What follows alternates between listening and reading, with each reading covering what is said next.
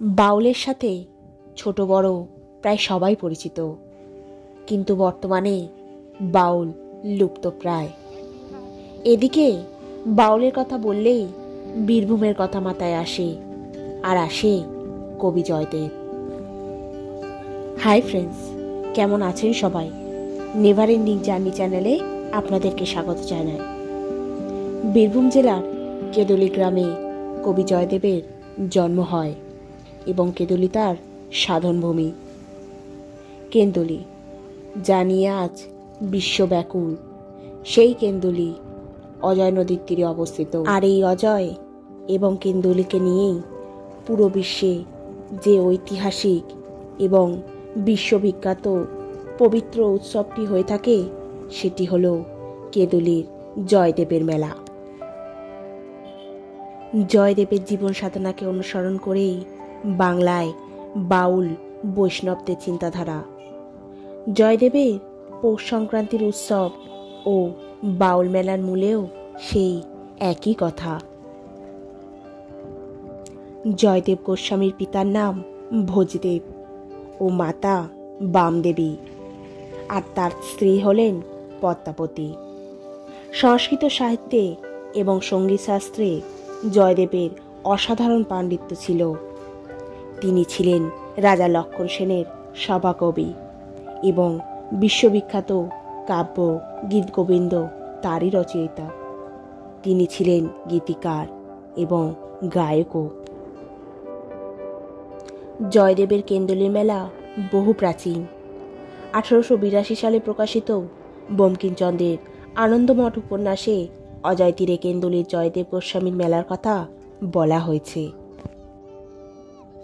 এত নদ নদী থাকতে অজয়ের তীরে কেন এই পবিত্র মেলা অনুষ্ঠিত হয়, তার আছে এক ইতিহাস। কথিত আছে, এক পৌষ সংক্রান্তির দিন কবি জয়দেব মকর বাহিনী গঙ্গার সাক্ষাৎ পেয়েছিলেন। পৌষ মাসের শেষ দিন কবি জয়দেব ভোরবেলা গঙ্গা স্নানে যেতেন। একবার কোনো কারণে গঙ্গা স্নানে যেতে না পারায় মনের ভিতর অশান্তি অনুভব করছিলেন এবং দুঃখে চোখের জল নিয়েই শুয়ে পড়েন। সেই রাতে কবি এক অলৌকিক স্বপ্ন দেখেন। মকর বাহিনী গঙ্গা হেসে বলছেন, তুমি যেতে পারলে না যখন, তখন আমি আসব অজয়ের স্রোত বেয়ে কদমখণ্ডির ঘাটে।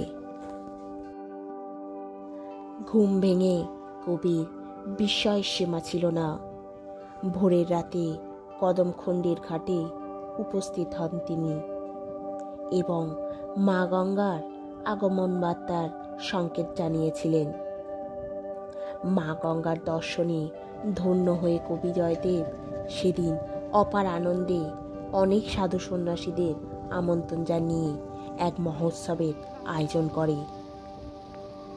অনেকে মনে করেন তখন থেকেই ওই দিনটি স্মরণে প্রত্যেক বছর কেন্দুলিতে বহু ভক্তের সমাগম ঘটে এবং মহোৎসব হয়। আবার দ্বাদশ শতাব্দীর কোনো এক পৌষ সংক্রান্তির দিন জয়দেবের তিরোধান ঘটে। বৃন্দাবনে নিম্বার্ক সম্প্রদায়ের 46তম গুরু ছিলেন তিনি। গুরু দেবতা দর্শন ও তিরোধানের তিথিতে নিম্বার্ক সম্প্রদায়ের বহু সন্ন্যাসী পবিত্র কদমখণ্ডির ঘাটে তর্পণ করতে আসেন। তাদেরই একজন ছিলেন রাধারমণ ব্রজবাসী।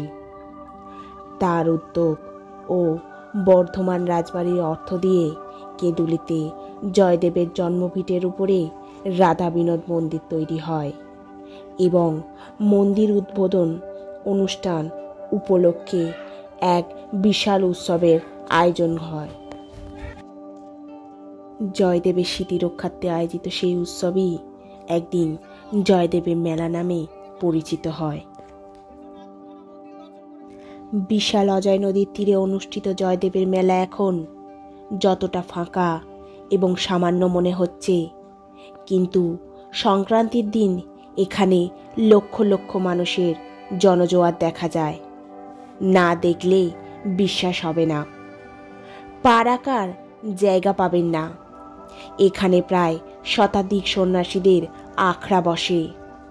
বিভিন্ন প্রান্ত থেকে সন্ন্যাসীরা এখানে আসেন। বাউল নাম কীর্তন হয়ে থাকে। এখানে অনেক আশ্রম আছে। এখন প্রস্তুতি তুঙ্গে। অজয় নদীর ওপর কাঁচা ব্রিজ বরাবর প্রচুর মূর্তি করতে দেখা যায়। জিজ্ঞাসা করে জানা গেল, গঙ্গা স্নান সেরে আসা পুণ্যার্থীরা প্রণামী হিসাবে চাল ডাল ফল ফুল যা দান করবে সেটি সেই মূর্তি গড়ার কারিগর হাসি মুখে গ্রহণ করেন। পানীয় জল, স্যানিটারি ব্যবস্থা ও কঠোর প্রশাসনিক ব্যবস্থার মাধ্যমে 3-4 দিন ধরে আয়োজিত জয়দেবের মেলা এক মিলন ক্ষেত্রে পরিণত হয়। অজয় নদীর আশেপাশে বাঁশের ব্যারিকেড দিয়ে ঘেরা থাকে। তাহলে কিভাবে আসবেন? দুর্গাপুর থেকে জয়দেবে প্রচুর বাস পাবেন মেলা উপলক্ষে। বোলপুর থেকে জয়দেব স্পেশাল বাস ছাড়ে। সিউড়ি থেকে জয়দেব জন্য স্পেশাল বাস থাকে। তাছাড়া নিজস্ব গাড়ি নিয়েও আসতে পারেন।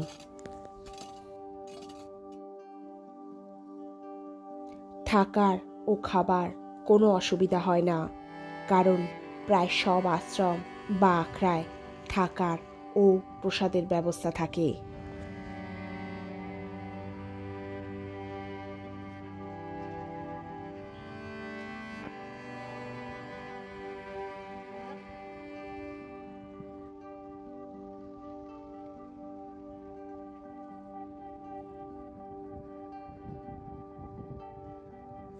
একবার হলেও বিশ্ববিখ্যাত বীরভূমের জয়দেবের মেলা দেখতে অবশ্যই আসবেন। ভালো লাগবে। ভালো থাকবেন এবং সতর্ক ও সুস্থ থাকবেন।